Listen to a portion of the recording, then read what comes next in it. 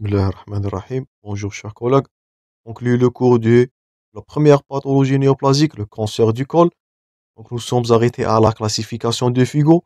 Après cette dernière, on va voir dernièrement le traitement et le pronostic. Tous ces supports sont dans la description. Toujours maximisez vos partages chers collègues. Ne laissez pas seulement ces vidéos à votre disposition. Vous pouvez me contacter, je répète, à tout moment pour vos questions et vos propositions concernant la qualité des vidéos.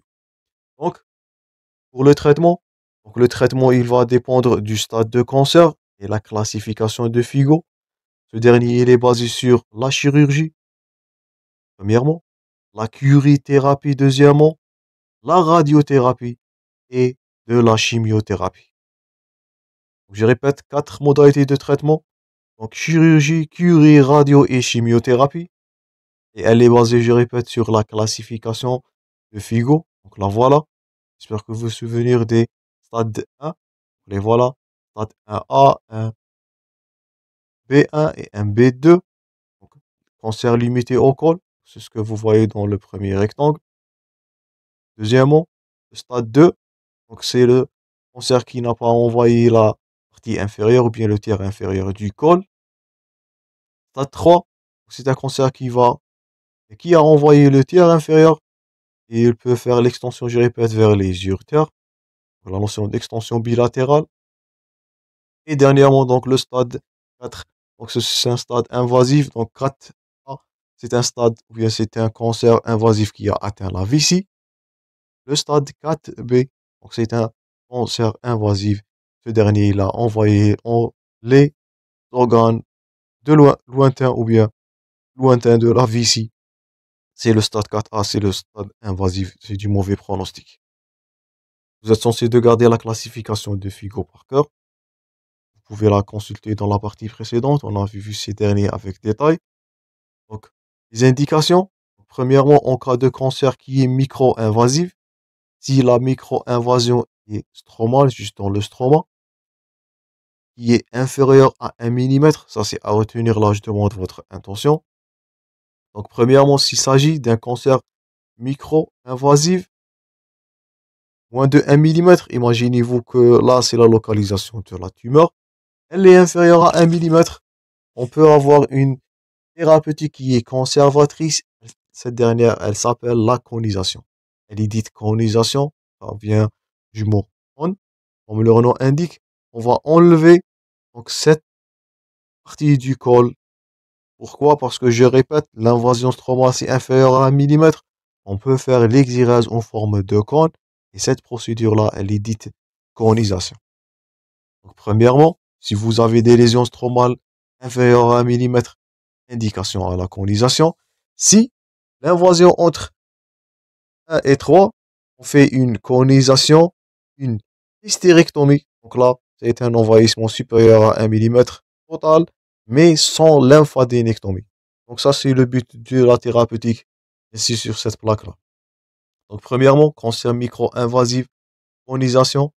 Là, voilà une exérase, partie du col. Ça, c'est un traitement conservateur.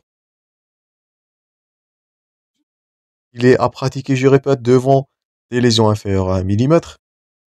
Si je répète, là, ça c'est la technique de la conisation. Si l'invasion est entre 1 et 3, une conisation, une hystérectomie totale. Donc, ça c'est l'indication, mais sans lymphodénectomie. Donc, la chaîne ganglionnaire n'est pas atteinte, il n'y a pas risque d'atteinte des chaînes ganglionnaires en cas d'une tumeur qui se situe ou bien d'invasion inférieure à 3 mm. Troisièmement, si l'invasion, donc toujours dans la conisation, donc là, on a pratiqué une hystérectomie, toujours conisation, ça c'est l'hystérectomie, je répète, entre 1 et 3. Troisièmement, s'il s'agit des atteintes ou bien une invasion qui est supérieure à 3 vers 5 mm, donc une hystérectomie totale avec lymphodénectomie, donc bilatérale, c'est les chaînes ganglionnaires ou bien iliaques, et en association avec les chaînes aorto-lombaires ou bien lombo-aortiques.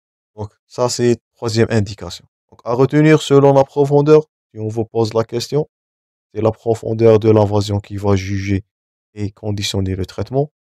inférieur à 1 centimètre, traitement conservateur, colonisation. Entre 1 et 3, hystérectomie sans lymphodénectomie.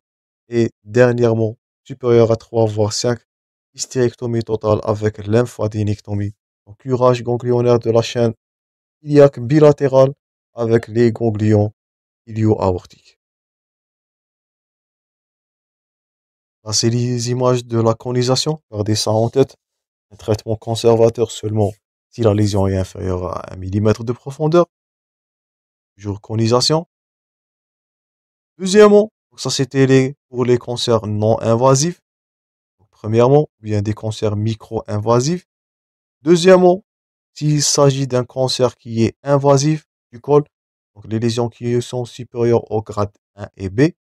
Donc premièrement, pour le stade 1B1, nous avons trois options. Donc, une chirurgie première, une colpo-hystérectomie avec annexectomie bilatérale. Donc on va enlever tous les annexes, le col, l'utérus, les deux annexes bilatérales et une lymphodénectomie qui est pelvienne, suivie par une irradiation exclusive, soit une irradiation externe ou de la curithérapie pour stériliser les foyers. Vous allez revoir cette indication je répète, dans les cancers de l'endomètre. Associé à la radiochirurgie, un traitement chirurgical dans un second temps supérieur de 6 à 8 semaines, il sera pratiqué plus tard. Donc, stade 1B1, chirurgie, irradiation, voire l'association radiochirurgie. Stade 1B, voire stade 1, bien vers le stade 4A. Donc là, c'est un cancer qui est invasif, mais son extension, elle est limitée au niveau de la vessie. Donc là, on a l'indication à la radiochimiothérapie concomitante. Ça, c'est la RCC, à base de la cisplatine. Plus ou moins, elle est complétée par une curithérapie et une surimpression. Un traitement chirurgical est administré après 6 à 8 semaines, cette dernière. Et dernièrement, pour le stade 4B, donc il est très variable, il est à discuter dans le réunion de concertation pluridisciplinaire. Donc, stade invasif 1B, cas spécial, trois options, soit chirurgie, soit irradiation, soit l'association de ces deux. Du stade 1B2 vers le stade 4A selon la classification de Figo, vous voyez là qu'elle a un rôle primordial pour déterminer le type de lésion, bien le type de la thérapeutique. Donc c'est la RCC à la base de cisplatine. Et dernièrement, le stade 4, c'est un envahissement au-delà de la vessie, donc il restera à discuter dans la RCP. La surveillance, elle se fait après le traitement, doit être régulière, tous les 6 mois, par un examen clinique et par un frottis cervico-vaginal. Donc je répète, surveillance tous les 6 mois par un examen de dépistage. Donc c'est le même examen de dépistage. C'est un frottis de la dôme vaginale, premièrement. Il est à compléter par les examens paracliniques. Pourquoi? Afin de dépister la récidive. Donc ce qui caractérise les cancers du col, c'est la récidivité et les complications qui sont fréquentes. Après cette conduite thérapeutique, après la classification de Figo, choix de la thérapeutique, surveillance toujours pendant tous les 6 mois par un frottis cervico-vaginal, chercher les récidives. Dernièrement, pour le pronostic, donc tout ça c'est les frottis cervico-vaginal. Et dernièrement, pour le pronostic, donc le cancer du col utérin, il est conditionné par le stade clinique selon la classification de Figo, j'y répète. Le taux de survie au-delà de 5 ans est de 100% pour les cancers in situ. Heureusement, cancer stade 0 ou bien cancer in situ, ça c'est de l'anatomopathologie. 80% pour le stade 1, 50% pour les stades 2, 30 à 35% de survie à 5 ans pour les stades 3 et 10% malheureusement. Vous allez revoir des chiffres qui sont semblables dans le cancer de endomètre qu'on va aborder après ce cours.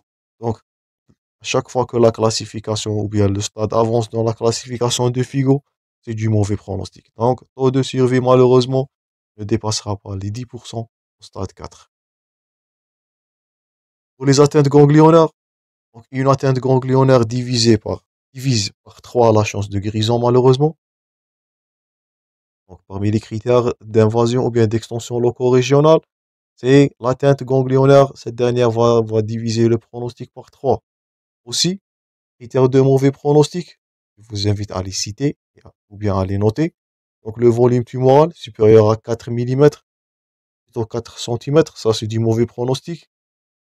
Ça va témoigner de l'invasion. Et l'existence des emboles tumoraux, lymphatiques et même vasculaires. Donc, tout ça, c'est les critères de l'invasion ou bien de l'extension loco-régionale. Donc, vous pouvez noter cette plaque-là. Donc, critères du mauvais pronostic, la classification de Figo, premièrement, les atteintes ganglionnaires, ça va témoigner de l'extension. Vous avez vu ça dans la conduite thérapeutique. Le volume augmenté de la tumeur et dernièrement l'existence des emboles tumoraux, lymphatiques et vasculaires. Donc, c'est les critères d'invasion. Dernièrement, on conclut avec une conclusion, quelques messages à retenir. Donc, premièrement, le cancer du col utérin suit une histoire naturelle. Cette histoire, elle est favorisée par l'infection cervicale persistante, je répète, à chronicité du HPV qui est oncogène. Je répète, je vous invite à noter ou bien à garder par cœur les facteurs de risque du cancer du col. Deuxièmement, la notion du dépistage, ça c'est le message de secours. Donc, dépistage des lésions précancéreuses, il est possible grâce à un simple frottis cervico-utérin, d'où l'intérêt de proposer chez toute femme en activité sexuelle. Donc, un frottis cervico-vaginal, il est à proposer chez toutes les femmes en activité sexuelle devant des IST, devant des infections génitales hautes, devant des douleurs. Donc, vous allez craindre rien. Faites votre frottis cervico-utérin. Il vaut mieux dépister un cancer. Comme vous voyez, stade 0, c'est du bon pronostic, 100% de guérison, ou bien survie au-delà de 5 ans. Stade 1, donc c'est 80. Et à chaque fois que le dépistage il est retardé, les chances du patient elles vont diminuer encore et encore. Passant de 50, 30, 35. Malheureusement, stade 4, gardez-vous bien, il ne dépasse pas les 10% de taux de survie. Donc là, c'est le rôle, donc je répète toujours, l'intérêt de proposer chez toute femme en activité sexuelle de ce frottis cervico-vaginal. Ce dernier, il est à contrôler après 1 an, puis tous les 3 ans, et il est normal jusqu'à 65 ans. Donc, les terrains, les femmes jeunes, les femmes en âge de procréation, est égal une indication au frottis cervico-vaginal à moindre doute pour dépister le cancer du col. On va voir prochainement le cancer de l'endomètre. Vous allez voir quelques notions de différence entre secours et le cancer de l'endomètre, mais vous allez voir aussi la classification de Figo. Donc, presque la même thérapeutique, c'est elle qui va guider la conduite thérapeutique. Le pronostic aussi, il est de mauvais pronostic à chaque fois que la classification de Figo, elle est à un stade évolué. C'est pour cela que j'insiste sur la classification de Figo, elle est à retenir par cœur. Les 4 stades sont fréquemment posés comme thème d'examen, ils sont à retenir. Donc, on se rencontrera, chers collègues, dans le cancer de l'endomètre. Merci pour votre attention. Bon courage toujours dans vos préparations et à bientôt.